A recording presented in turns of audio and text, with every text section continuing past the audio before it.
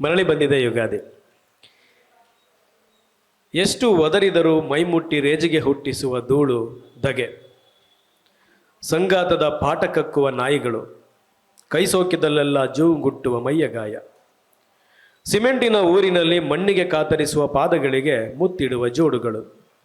ಇಲ್ಲಿ ಬದುಕು ಎಷ್ಟು ದುಬಾರಿ ಅನಿಸಿದರೂ ಅಗತ್ಯ ವಸ್ತುಗಳನ್ನು ಸೆಕೆಂಡ್ಸುಗಳಲ್ಲಿ ಮಾರುವ ಸಂಡೆ ಬಜಾರುಗಳಿದ್ದಾವೆ. ಮರಳಿ ಬಂದಿದೆ ಯುಗಾದಿ.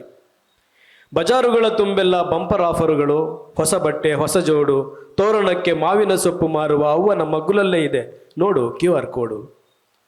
GST ಕಾಟಕ್ಕೆ ಮಂಕಾದ ಮೂಡು, ಸುಡು ಸುಡು ಫೀಲಿಂಗುಗಳ ನಡುವೆ ರೀಲ್ಸ್ ಸ್ಕ್ರಾಲ್ ಮಾಡು. ಇಲ್ಲಿ ಬೆಲ್ಲವೇನೋ ಅಗ್ಗವಾಗಿ ಸಿಗುತ್ತದೆ ಭಾವನೆಗಳ ಹಾಗೆ.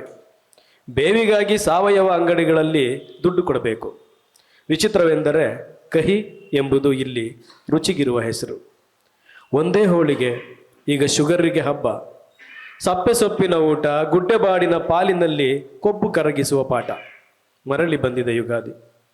ಕಣ್ಣ ಪಾಪೆಯ ಮೇಲೆ ಯಾರದ್ಯಾರದೋ ಚಿತ್ರ ಕಾಪಿ ಮಾಡುವ ಹುಡುಗನಿಗೆ ಬಂದ ಪ್ರೇಮ ಪತ್ರದಲ್ಲಿ AI ಕೈವಾಡವಿಲ್ಲ ಅನ್ನುವುದು ಸಮಾಧಾನವೋ ಕೊರತೆಯೋ ಅರ್ಥವಾಗುತ್ತಿಲ್ಲ.